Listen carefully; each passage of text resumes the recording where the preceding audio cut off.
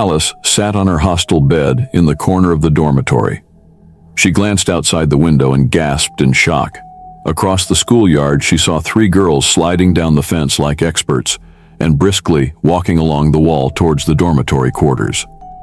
As they neared the hostel, she could make out their features. Bella, Cynthia, and Kate were considered the untouchables in St. Catherine's Girls' High School. They were considered among the elite students because they always had the latest shoes and bags, and they smelled of expensive perfumes. Their school uniforms, although tighter and shorter than normal, were always new and neat. Their laughter, light and careless, floated through the air as they successfully entered the common room before they disappeared into the night. Alice's heart pounded as she watched. How were they so bold, so fun? What was life like outside these gates? Beyond the rigid schedules, the rules, the plain uniforms, the world of carefree laughter and expensive things called out to her. But she knew she did not belong. Her father was a primary school teacher and her mother a petty trader. The next night, she stayed awake again, hoping to catch the girls, and she was not disappointed. The moon cast a silver glow on the school fence, illuminating the figures of the girls as they scaled the barrier with practiced ease.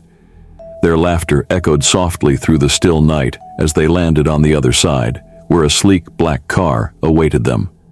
The driver barely acknowledged them before pulling away, leaving behind only the scent of expensive perfume.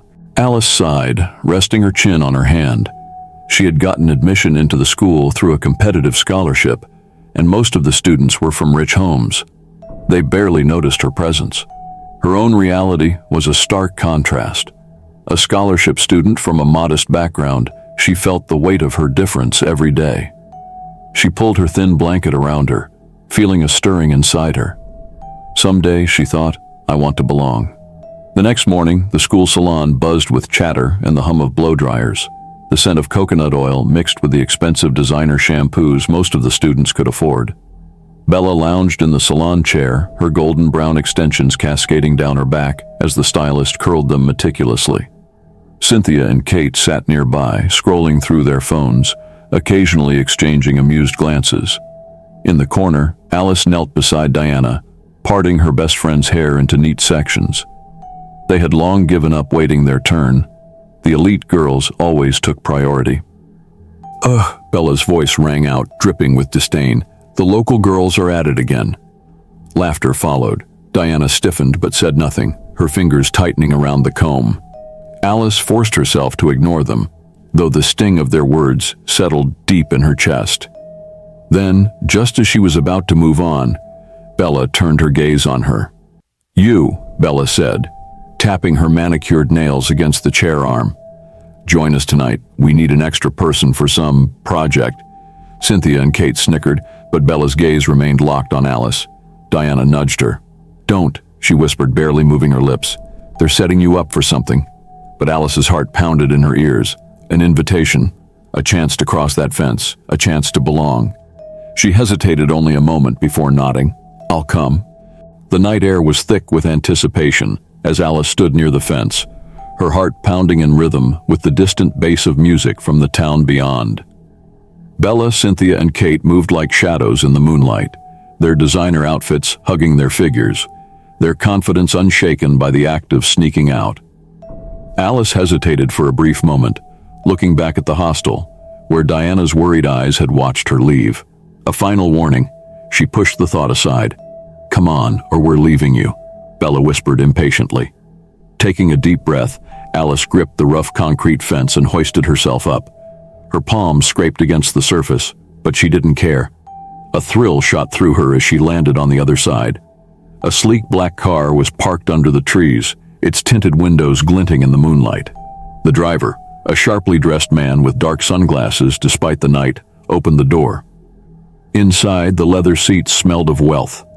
As soon as she slid in, the girls burst into laughter. Not bad, local girl, Kate teased, bringing out spare clothes from her bag and giving it to Alice. Put this on. We can't have you looking like that standing next to us. Alice stepped into the clothes, feeling a little bit uncomfortable at how short it was. She tried pulling it down a bit, but that was pointless. Bella handed her a flute of champagne. Alice hesitated but took it, the cool glass trembling slightly in her grip. Tonight she wasn't a scholarship girl. Tonight she was one of them. The mansion was a world Alice had only seen in magazines. Gold chandeliers dripping from the ceiling, marble floors polished to a mirror shine, and men in expensive suits laughing over glasses of whiskey.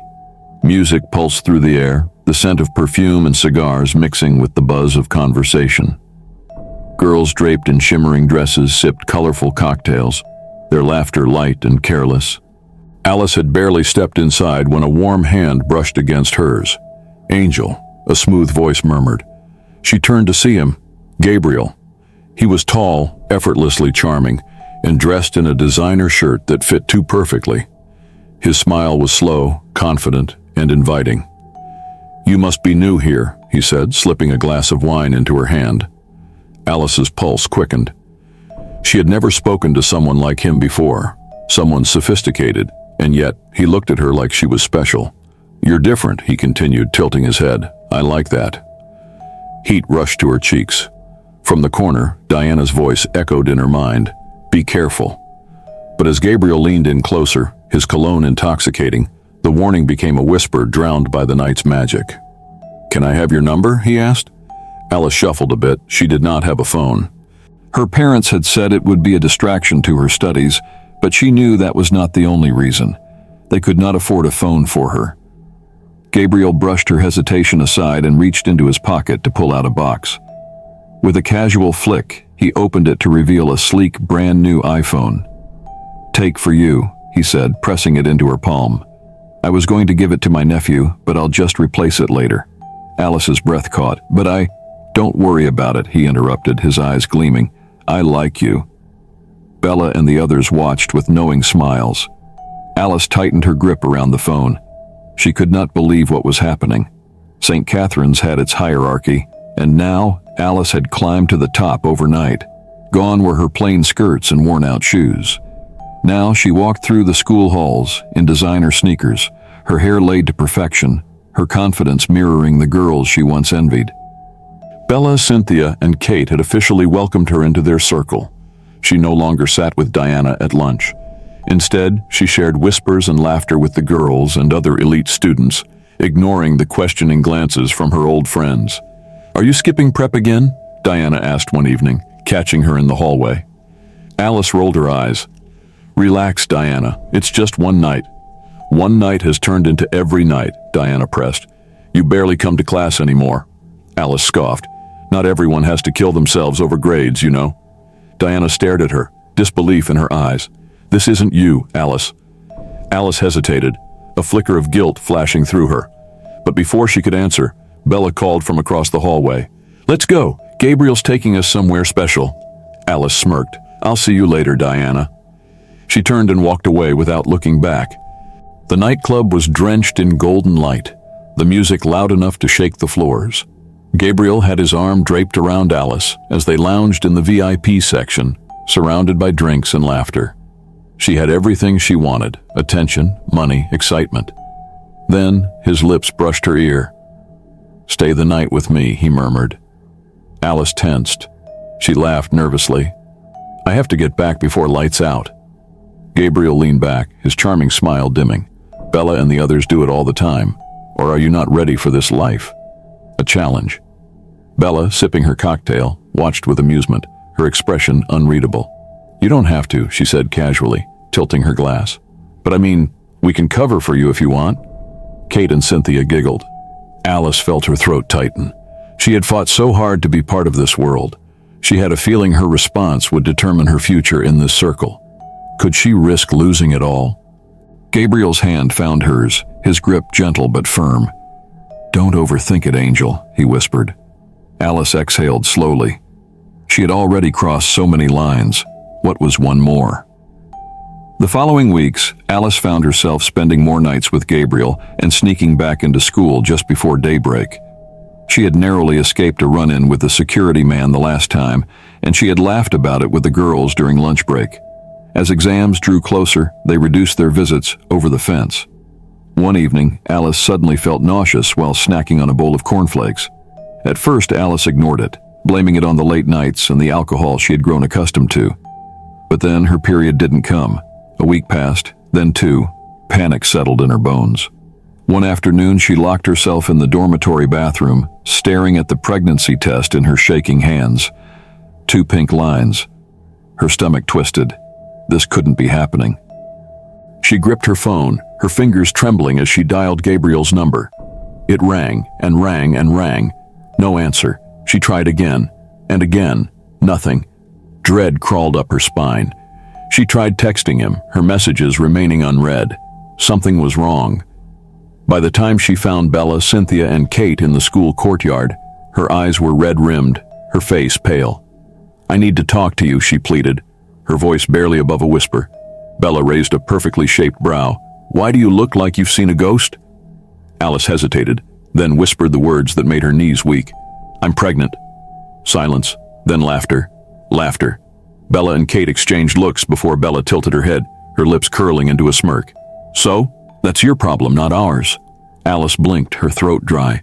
"But Gabriel, he hasn't been picking my calls. I need to find him." Bella sighed dramatically. "Why don't you go to his house then, since you're so desperate?" Tears burned in Alice's eyes. "But I thought we were friends," she whispered. Cynthia snorted. "Sweetheart, we let you sit with us. That doesn't make us friends." Kate folded her arms. "You should have been smarter." Their words stung like a slap as they walked away from her, whispering. Alice staggered back, her world spinning.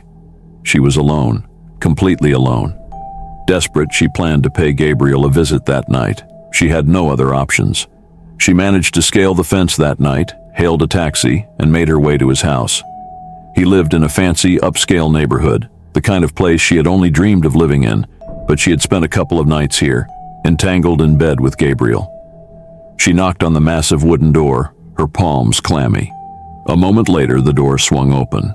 A tall, elegant woman stood before her, her silk robe barely disturbed by the evening breeze. Her eyes skimmed over Alice, unimpressed. "Can I help you?" Alice swallowed hard. I'm looking for Gabriel." The woman's expression didn't change. "Gabriel?" A dry chuckle escaped her lips. "Our driver." Alice's heart stopped. What?" The woman leaned against the doorframe, her gaze cool. "He left weeks ago. Something about sorting a family problem." The world tilted beneath Alice's feet. She had been such a fool. From the very beginning, none of it was real. Gabriel wasn't rich. He wasn't anything but a liar.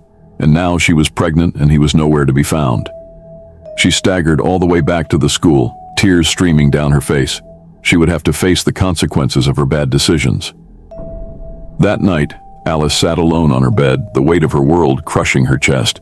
She barely had any money. No family nearby, no way out. The whispers followed her everywhere now. The same girls who once envied her new lifestyle now giggled behind her back. They avoided her and would move away whenever she approached their table during lunch break. The same friends she had abandoned now watched in silence as she became a shell of herself, barely speaking to anyone and always looking sad and broken. Even Diana, the only person who might have helped, kept her distance. She had been hurt by her betrayal. She was alone. The nausea was becoming more frequent, and she was running out of excuses to give when people saw her rush into the bathroom. That night, Bella approached her one last time. "I can help you fix this," she said, her voice smooth and cold. Alice hesitated. "How?" Bella smirked.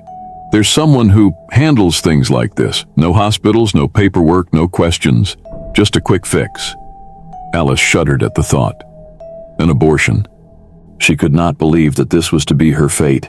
She was terribly scared, yet she felt trapped. What other choice did she have? She agreed to follow Bella to the clinic the next day.